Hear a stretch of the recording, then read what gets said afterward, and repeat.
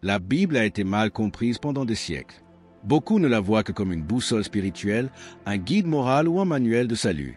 Mais que diriez-vous de savoir que ces pages recèlent les principes exacts utilisés par certaines des personnes les plus prospères de la planète, non seulement pour gagner de l'argent, mais aussi pour bâtir un patrimoine générationnel avec détermination, clarté et tranquillité d'esprit? Ce n'est pas l'évangile de la prospérité. C'est une sagesse ancestrale, éprouvée, affinée et divinement conçue. Tandis que le monde court après les astuces, les tendances et le bruit financier, les Écritures ont discrètement préservé le modèle d'une richesse durable. Non pas celle qui s'effondre en période de récession ou disparaît avec l'inflation, mais celle qui se multiplie, soutient les familles, finance les missions et laisse une trace pour des générations. Le secret, ce n'est pas de courir après toujours plus, c'est de comprendre les lois célestes qui régissent les ressources de la terre. Ces lois ne se cachent pas derrière des rituels ou des cérémonies.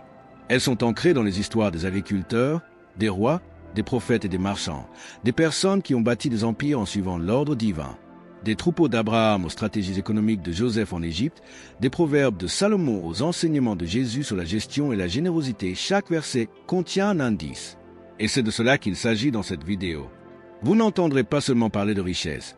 Vous comprendrez comment elle se cultive dans les recoins les plus secrets de l'esprit, dans les habitudes auxquelles peu de gens prêtent attention, dans les décisions quotidiennes qui semblent anodines mais qui libèrent l'abondance divine. Ce voyage n'est pas seulement financier, il est spirituel. Car la véritable prospérité, dans la Bible, ne se résume jamais à l'accumulation. Il s'agit de devenir quelqu'un à qui Dieu peut confier l'abondance.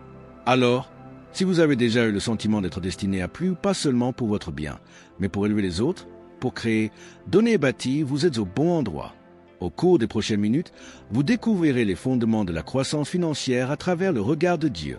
Non pas la stratégie humaine, non pas l'obsession de la culture, mais le dessein du Créateur.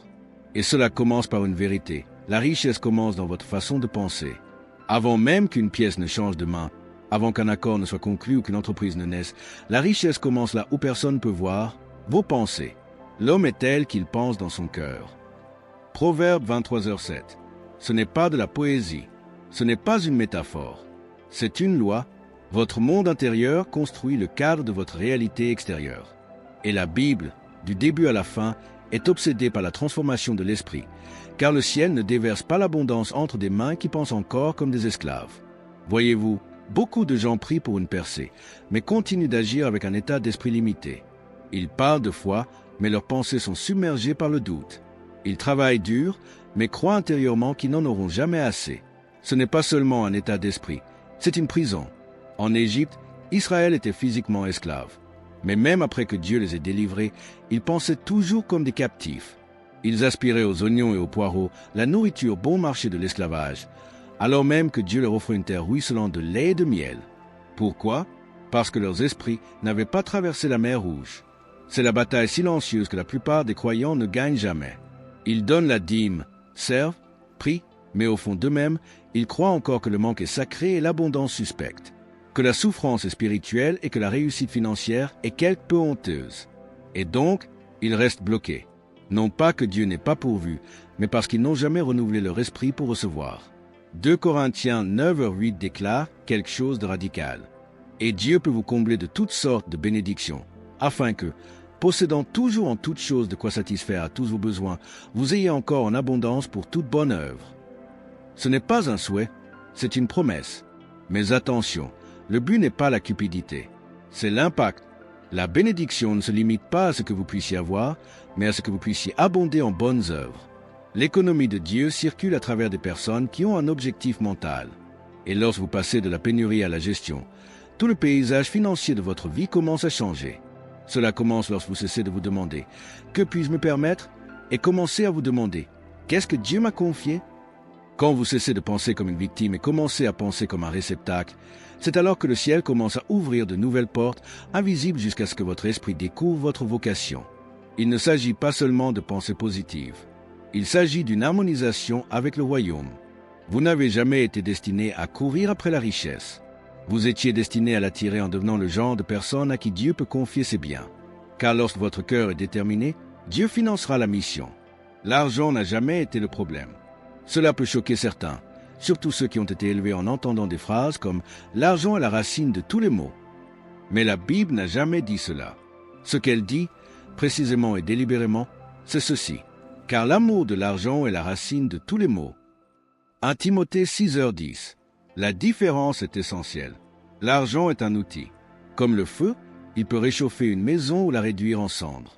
Cela dépend de qui la détient et de ce qu'on aime le plus, la flamme ou le but.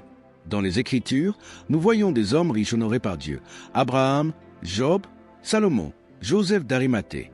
Ces hommes n'ont pas été condamnés pour leur richesse. Elles leur ont été confiées. Pourquoi? Parce que l'argent ne les possédait pas. Il le possédait, mais lui ne les possédait pas. C'est la distinction fondamentale. On peut être pauvre et pourtant vénérer l'argent. On peut être fauché et pourtant en être obsédé, rongé par l'envie, l'amertume ou la peur. L'argent ne se mesure pas à l'aune de son compte en banque, mais à la relation qu'on entretient avec lui. Et pour beaucoup, cette relation est profondément toxique. Jésus l'a clairement exprimé dans Matthieu 6h24. Nul ne peut servir 2 maîtres. Ou tu haïras l'un et tu aimeras l'autre. On ne peut servir Dieu et l'argent. Remarquez ce qu'il n'a pas dit. Il n'a pas dit qu'on ne pouvait pas avoir les deux. Il a dit qu'on ne pouvait pas servir les deux. L'un gouvernera vos décisions. L'autre façonnera vos priorités. L'autre siégera sur le trône de votre cœur.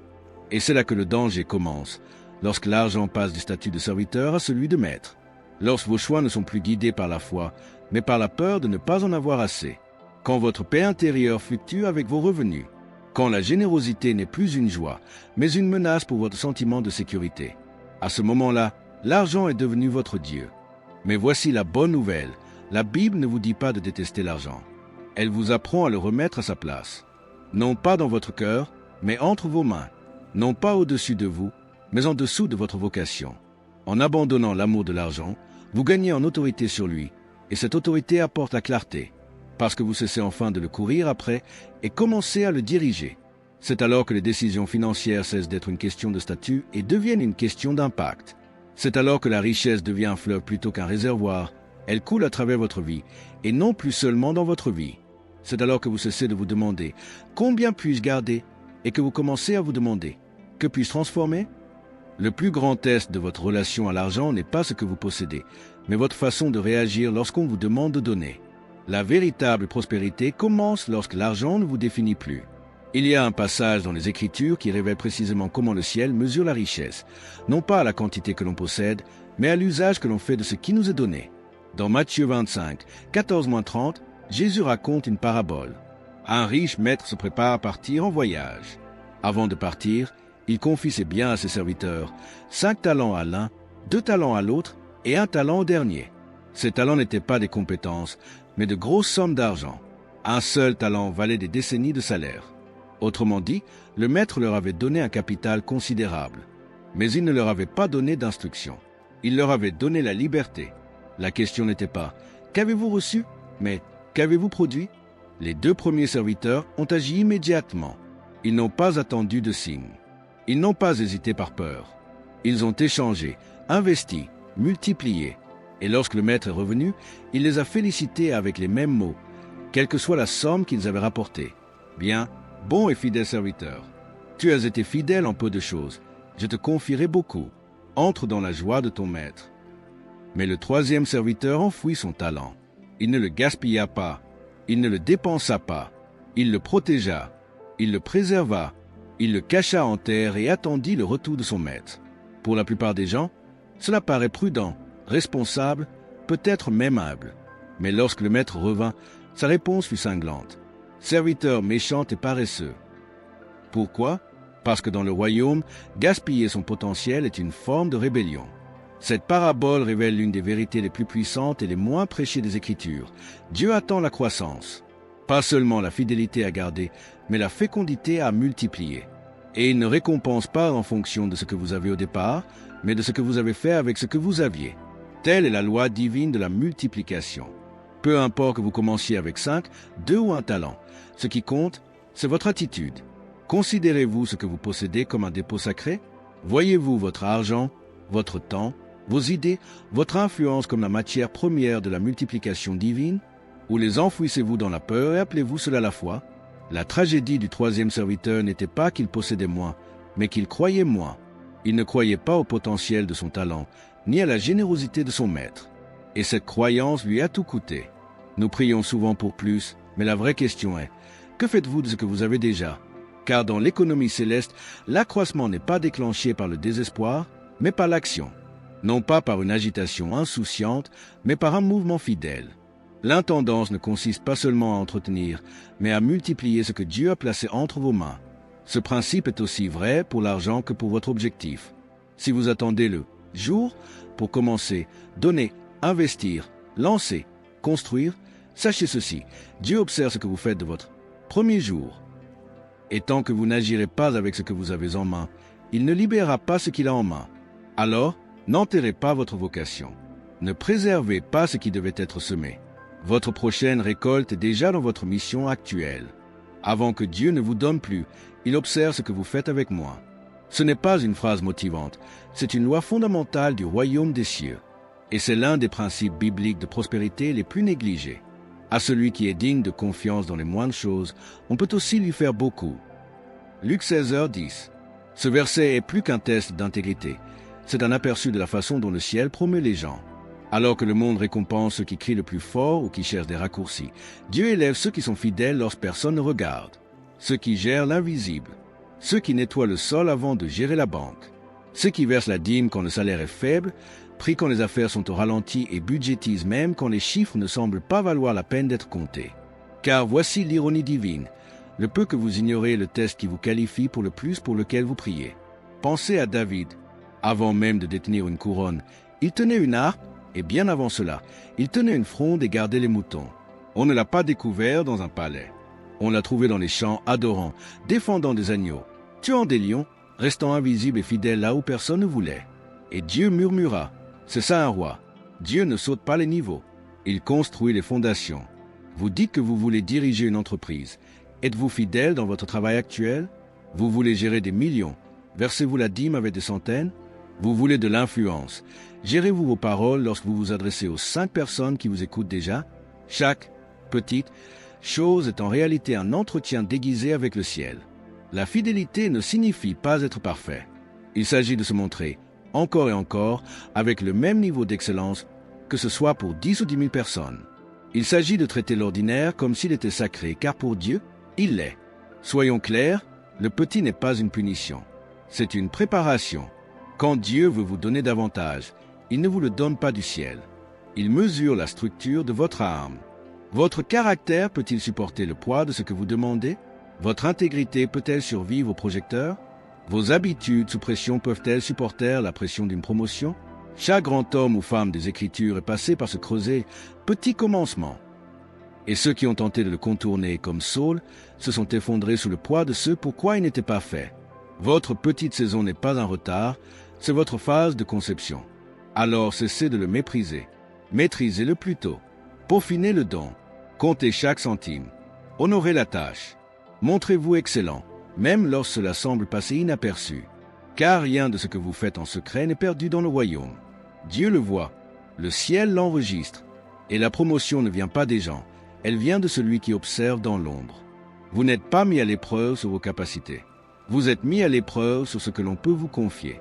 Le monde vous dit de tenir bon, épargnez plus, dépensez moins, protégez ce qui vous appartient.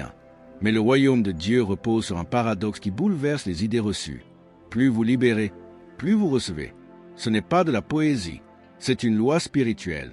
Et c'est l'un des principes de création de richesse les plus puissants de toute la Bible, non pas ancré dans la manipulation ou l'attrait émotionnel, mais dans les mathématiques divines. Un système où la générosité ne soustrait pas, mais multiplie. Donnez, et il vous sera donné.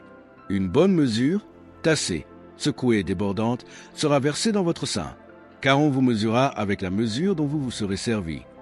Luc 6h38. Il ne s'agit pas de charité. Il s'agit d'activation. Lorsque vous donnez, vous ne perdez pas simplement ce que vous avez en main, vous le plantez. Et tout ce qui est planté par obéissance ne revient jamais pareil. Il revient multiplié, selon un calendrier et une proportion que seul le ciel peut déterminer. Mais la récolte est toujours garantie, non pas à cause du karma, mais à cause de l'alliance. Malachie 3h10 est encore plus radical. Dieu lui-même vous met au défi de le mettre à l'épreuve. Apportez toute la dîme à la maison du trésor, et voyez si je n'ouvre pas les vannes du ciel, et si je ne déverse pas une telle bénédiction qu'il n'y aura plus assez de place pour la stocker. C'est le seul passage dans toute l'Écriture où Dieu dit littéralement « Mettez-moi à l'épreuve ». Pourquoi? Car donner ne signifie pas que Dieu a besoin de votre argent, mais plutôt prouver qu'il peut faire confiance à votre cœur. Lorsque vous donnez la dîme, vous ne perdez pas de richesse. Vous développez vos capacités. Vous élargissez votre structure spirituelle pour accueillir davantage de ce que Dieu veut libérer. Mais voici la vérité profonde. La générosité n'est pas seulement une question d'argent. C'est une question de posture. Vous pouvez donner de l'argent, certes, mais aussi du temps, de l'énergie, de la sagesse, des encouragements, une stratégie, des opportunités, le pardon. Et le principe est toujours le même. Ce que vous semez, vous le récolterez, tassé et débordant. Pensez au garçon avec les 5 pains et les 2 poissons. Il n'avait pas grand-chose, mais il a donné ce qu'il avait, et cela a nourri des milliers de personnes avec des paniers restants. C'est le débordement. Voilà ce qui arrive lorsque la générosité rencontre l'intention divine. Le peu devient illimité. La générosité n'est pas une transaction, c'est un déclencheur. Et c'est là que tant de gens se retrouvent bloqués. Ils pensent se protéger en se retenant, mais en réalité, ils ferment la porte par laquelle Dieu allait les bénir. Plus on s'accroche à la semence, plus on retarde la récolte, car l'économie divine ne répond pas à la peur, mais à la foi. Et ne vous y trompez pas, donner est un acte de guerre contre l'esprit de pénurie. Chaque fois que vous donnez, vous déclarez pas vos actes. Je fais plus confiance à Dieu qu'à cette somme. Je crois au trop-plein plus qu'à la crainte du manque. Je choisis l'abondance plutôt que l'anxiété. Et le ciel répond. Proverbe 11h25 le confirme encore. L'homme généreux prospère. Celui qui réconforte les autres sera réconforté. Ce n'est pas symbolique. C'est de l'économie surnaturelle. Les riches de ce monde, même les non-croyants, vivent souvent instinctivement selon ce principe. Ils comprennent que l'argent doit circuler pour se multiplier. Cette générosité crée des réseaux, ouvre des portes et attire la faveur. Mais le croyant a plus que son instinct. Il a le soutien divin. Nous ne donnons pas seulement pour des avantages fiscaux ou un capital social. Nous donnons parce que nous savons un Dieu qui transforme le don en une percée. Alors n'attendez pas d'avoir plus. Donnez maintenant, non pas par inadvertance, mais avec obéissance. Donnez comme une déclaration. Donnez comme une stratégie. Donnez comme un acte d'adoration. Car dans le royaume, la libération est toujours la première étape vers l'abondance. Si la générosité libère l'abondance, alors la sagesse la préserve. Dans la course au miracle et au percé, beaucoup oublient une vérité cachée au plus profond des Écritures, une leçon non pas criée du haut d'une montagne, mais murmurée à travers la plus petite des créatures de Dieu. Va vers la fourmi, paresseux, considère ses voies et devient sage.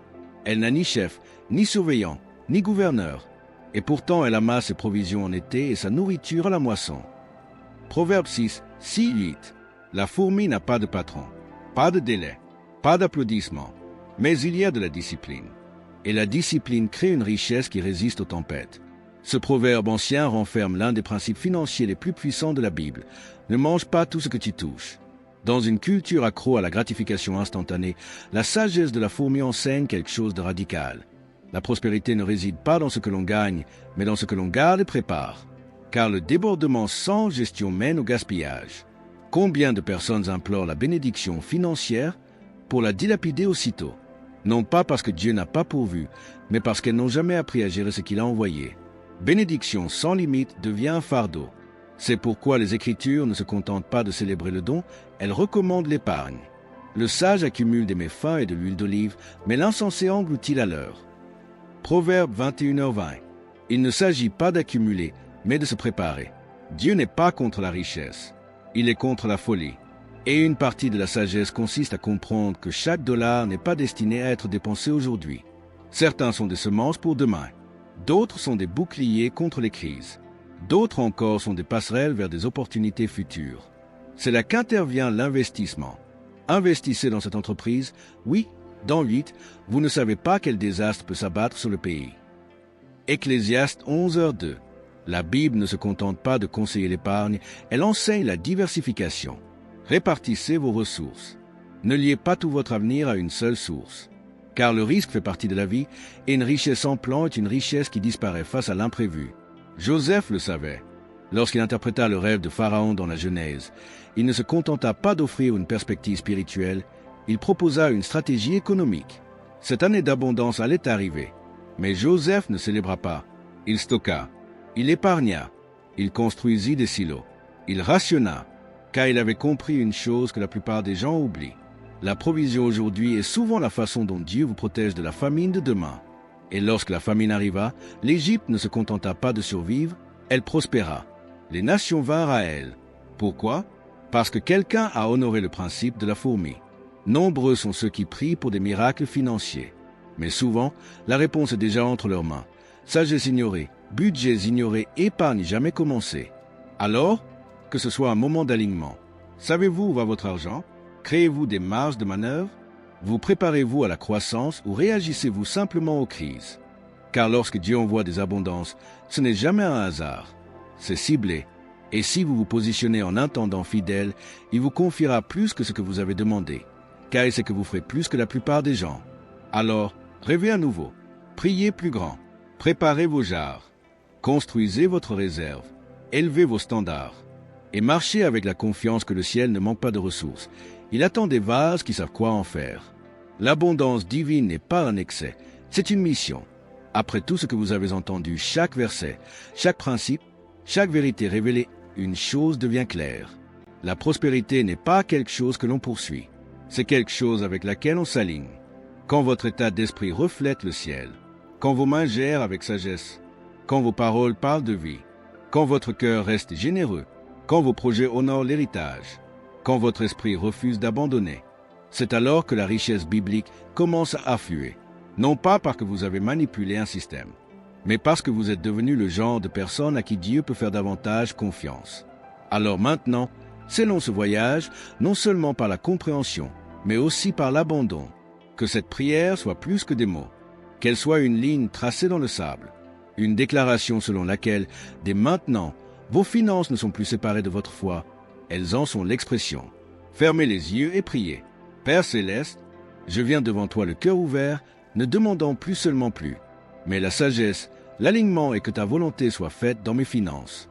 Merci d'avoir révélé ton cœur à travers les Écritures, de m'avoir montré que la richesse dans ton royaume n'est pas seulement une question d'accumulation, mais aussi de mission, d'intendance et de transformation. Briser tout état d'esprit de manque qui m'habitait. Déraciner toute peur de la provision. Faites taire tout mensonge qui me disait que l'abondance n'était pas pour les gens comme moi. Remplacez-le par la vérité, que tu es ma source, que tu me donnes le pouvoir de produire de la richesse, que tu m'as appelé à prospérer pour une raison. Père, fais de moi un vase de débordement. Ne me laisse pas seulement être béni, mais aussi devenir une bénédiction. Apprends-moi à bien gérer, à donner généreusement, à épargner sagement, à bâtir fidèlement et à transmettre un héritage qui témoignera de ta gloire longtemps après ma mort. Oins mes idées, souffle sur mes efforts, protège mes décisions et entoure-moi de partenariats divins qui multiplient l'impact. Je renonce à toute idole, à tout désir de richesse sans but. Je prends le manteau de l'intendance. J'assume l'identité d'un bâtisseur du royaume. Et je marche, non pas dans la peur, mais dans la foi. Bénis l'œuvre de mes mains, Seigneur, et que tout ce que je touche porte tes empreintes. Que tout grandisse, qu'il déborde, qu'il te glorifie. Ce n'est pas seulement une question d'argent, c'est une question d'héritage. Et je déclare, au nom de Jésus, que ma vie reflètera l'économie du ciel, pas seulement dans ce que j'ai, mais dans ce que je deviens. Amen. Si cette vidéo vous a interpellé, n'oubliez pas d'aimer, de vous abonner et d'activer la cloche de notification pour ne jamais manquer une révélation comme celle-ci. Et si vous êtes prêt à en savoir plus, une autre vidéo apparaît sur votre écran en ce moment même qui approfondit encore les principes de la richesse du royaume. Cliquez dessus maintenant et avancez plus profondément dans la vie pour laquelle Dieu vous a créé. À bientôt.